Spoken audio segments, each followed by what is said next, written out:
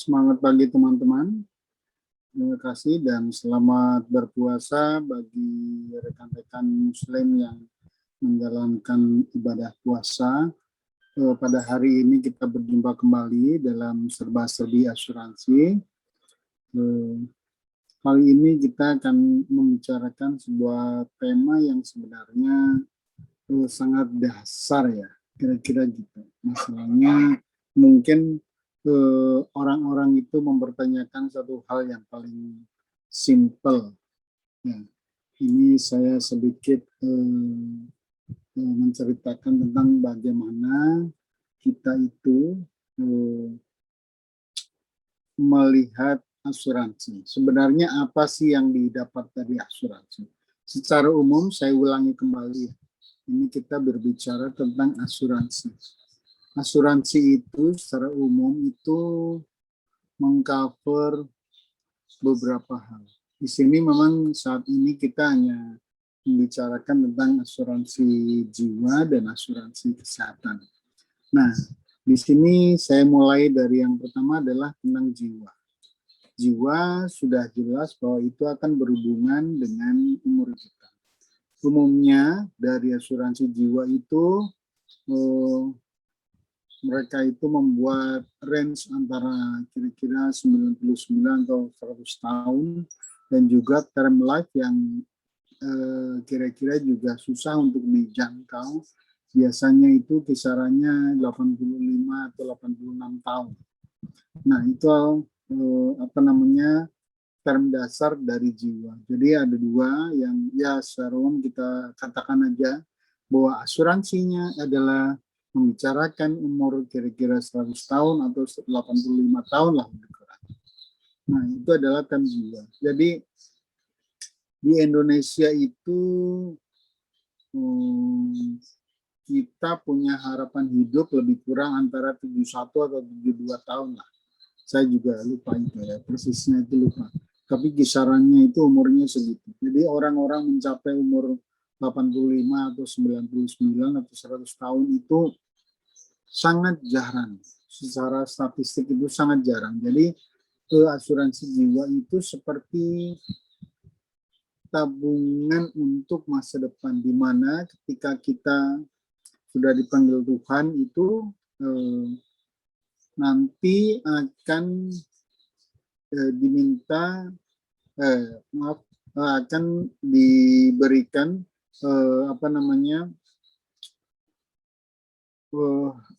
apa yang dari uang pertanggungan atau santunan asuransi yang menjadi hak atas ahli waris kita. Jadi kasarnya kita itu menabung tetapi untuk ahli waris kita, entah itu istri atau anak dan sebagainya. Nah, kira-kira seperti itu. Yang kedua adalah kita berbicara tentang kecelakaan. Kecelakaan bisa saja terjadi di mana menyebabkan kecelakaan yang bersifat parsial dari tubuh kita. Mungkin misalkan ada kecelakaan sampai jari kita putus, tangan kita putus, mata kita buta dan sebagainya. Kira-kira seperti itu. Tapi itu hanya sebagian saja. Hanya sebagian saja. Jadi, jika orang mengalami satu kecelakaan, maka dia akan mendapatkan santunan asuransinya. Misalkan, sebuah contoh saja. Seseorang itu dari seorang nasabah misalkan mendapatkan kejadian dia itu mengalami putus jari. Jari kaki misalkan. Jari kaki jika putus, maka dia akan mendapatkan santunan asuransi. Ini bukan perawatannya ya, baru kecelakaan. Baru kecelakaannya karena dia itu mengalami cacat sebagian, maka dia akan mendapatkan, biasanya dari perusahaan asuransi itu memiliki tabel yang berbeda-beda. Setahu saya tabelnya itu relatif umum lah. Misalkan contoh seperti jari kaki, jika saya tidak salah ingat itu sekitar 10% dari santunan asuransi. Misalkan orang itu punya santunan asuransi untuk kecelakaan, katakanlah 100 juta. Nah, jika dia jarinya putus, maka dia akan mendapatkan santunan asuransi 10 juta. Ini di luar perawatan, beda lagi dengan perawatan. Satu lagi adalah apa yang disebut dengan cacat. Nah, cacat ini adalah biasanya cacat tetap ya. Cacat tetap itu biasanya ada kriterianya. Misalkan seseorang itu, ini biasanya umum ini, kriterianya umum gitu ya. Jadi yang namanya cacat tetap itu adalah tangan bermasalah, ya. 2 tangan, 2 kaki, atau 2 mata, atau kombinasi. Kombinasi artinya misalkan 1 mata dengan 1 tangan, 1 tangan dengan 1 kaki, itu kategorinya cacat tetap. Di sini biasanya perusahaan asuransi itu membagi dalam kategori seperti ini. Misalkan di sini ada santunan jiwa 1M misalkan. Nah, kemudian di sini ada cacat tetap. Nah, makanya kalau misalkan cacat tetap yang dia itu tidak mengurangi jiwa dan cacat tetap itu terpisah, atau jiwa dan cacat tetap itu tergabung jadi satu. Jadi ini di sini ada, kalau misalkan dia milih yang paket yang lebih murah, dia akan mendapatkan cacat tetap itu adalah bagian dari jiwa. Jadi contoh misalkan katakanlah dari asuransi jiwa ada uang pertanggungan atau santunan asuransi sebesar 1 miliar. Kemudian cacat tetapnya misalkan 200 juta. Nah, 200 juta adalah bagian dari 1 miliar. Itu paket yang biasanya umum. Berbeda kalau misalkan dipisah. Jadi kemungkinannya ada 2. Antara ini keluar, cacat tetap keluar, ya, atau dia itu berbeda. Biasanya itu preminya itu berbeda. Kalau misalkan katakanlah 200 juta adalah terpisah, preminya biasanya lebih tinggi. Tapi kalau cacat tetap itu ada di sini, yang ada di sini, masuk dari bagian, maka biasanya preminya lebih rendah. Itu adalah cacat tetap. Cacat tetap biasanya dekat dengan kecelakaan. Jadi ada kejadian misalkan katakanlah orang mengalami, seorang nasabah menderita tahap pertama dia tangan 1. Tahap kedua mungkin jari kaki di sini. Jari kaki dia terkena misalkan. Nah, setelah jari kaki terkena, dia ternyata lama-lama kakinya putus. Maka di sini yang keluar santunannya itu memang bertahap, tapi setelah itu jika sampai terjadi cacat tetap, jadi misalkan dari tangan, kaki, jari kaki, terus kemudian sampai akhirnya kaki itu cacat, maka kategorinya dia sudah cacat tetap. Nah, kalau jika misalkan sudah cacat tetap, maka orang tersebut kategorinya sudah cacat tetap. Artinya pertanggungannya itu akan keluar berdasarkan nilainya, dan cacat tetap itu pertanggungannya akan hilang atau akan habis. Biasanya seperti itu. Selalu ada kecenderungan antara kecelakaan dan cacat tetap itu berhubungan. Nah, bagian yang ketiga, ini adalah penyakit kritis. Penyakit kritis itu gambarannya seperti ini. Misalkan seorang nasabah itu terkena penyakit kritis, jantung atau stroke misalnya. Nah, maka dia akan mendapatkan santunannya. Di perusahaan asuransi agak berbeda-beda, ada yang punya tahapan, ada yang tidak. Tahapan maksud saya begini, misalkan katakanlah tahap awal orang itu mengalami penyakit kritis, stroke misalkan, stroke yang masih ringan, maka tahap pertama dia mendapatkan misalkan berapa 50% dari pertanggungannya. Jika dia itu 1 tahun bertahan, maka dia akan mendapatkan santunan lagi yang kedua. Ada yang bentuknya seperti itu. Besarnya adalah sisa dari uang pertanggungannya, misalkan maksimal 100%. Sebelumnya mendapatkan misalkan 50%. Yang kedua akan mendapatkan lagi 50%. Setahun lagi jika mendapatkan orangnya masih bertahan, maka orang itu akan mendapatkan santunan kira-kira tergantung perusahaannya ya. Di perusahaan asuransi itu ada beberapa yang punya tahapan sampai 120% dari uang pertanggungan, sampai 180% maksimal. Kira-kira seperti itu. Maka ini adalah penyakit kritis. Yang terakhir adalah perawatan. Nah, ini yang berbeda. Perawatan itu maksudnya kondisinya begini. Jika orang terkena kecelakaan atau penyakit kritis, dia akan membutuhkan perawatan. Perawatan nanti akan ditanggung di sini. Nah, perawatan akan ditanggung di sini. Mengenai perawatan memang saya akui bahwa perawatan itu relatifnya itu cukup besar lah. Paling banyak makan kredit untuk di premi itu memang perawatan. Nah, karena biaya perawatan mungkin kalau saya lihat itu setiap tahun selalu naik dan mungkin juga ada hubungannya dengan inflasi sehingga naik. Kenaikannya itu macam-macam, bisa range-nya antara 5-10% per tahun. Jadi dia selalu naik.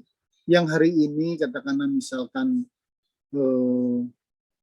punya perawatan 200 juta, mungkin 5 tahun lagi bisa sampai hampir 500 juta. Lebih kurang seperti itu karena adanya kenaikan dari biaya perawatan di dalam rumah sakit yang terkait dengan inflasi. Kira-kira seperti itu.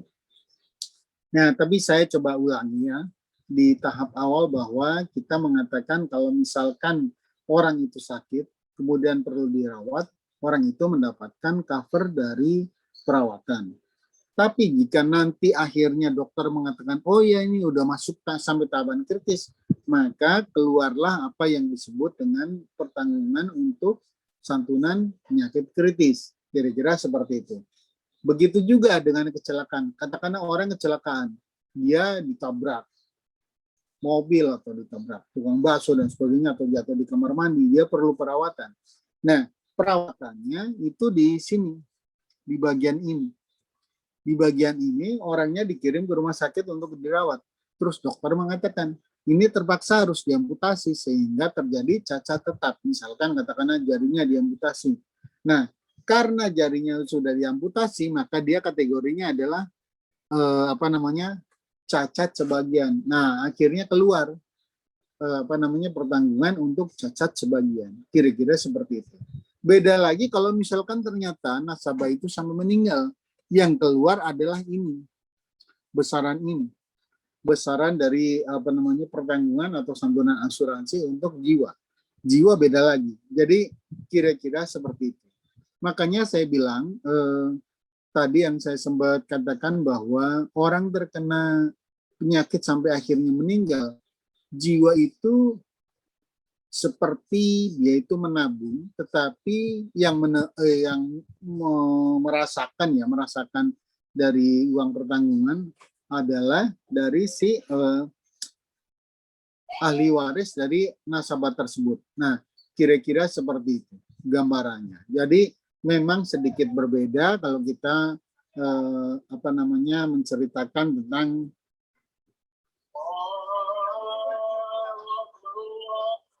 menceritakan tentang jiwa, kira-kira seperti itu. Nah, jadi jiwa itu seperti tabungan asuransi yang lebih kurang gambarannya seperti itu. Seperti tabungan dia, tapi yang menikmati adalah ahli waris. Berbeda dengan yang berbau dengan kesehatan.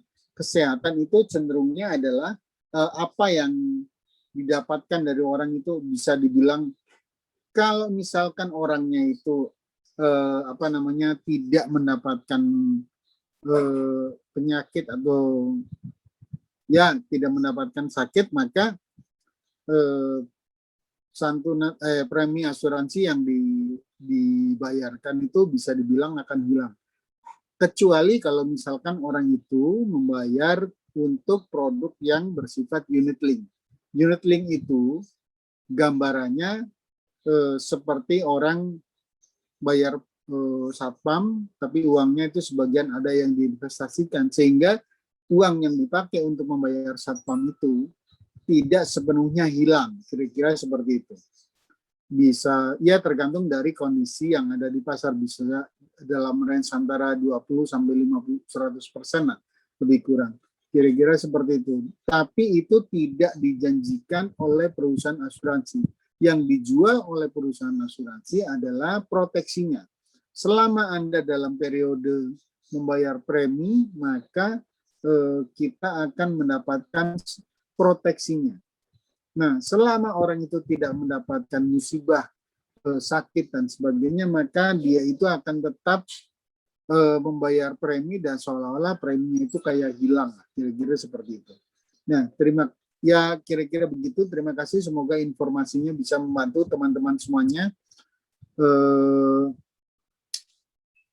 Mudah-mudahan ya ke depan dari channel ini akan selalu aktif dan memberikan informasi yang bermanfaat buat teman-teman. Kalau misalkan ada sesuatu yang perlu dipertanyakan, Anda bisa komen di bawah atau menghubungi kami secara personal ya, karena masalahnya dalam channel ini memang tidak membicarakan tentang perusahaan asuransi apa gitu, memang tidak.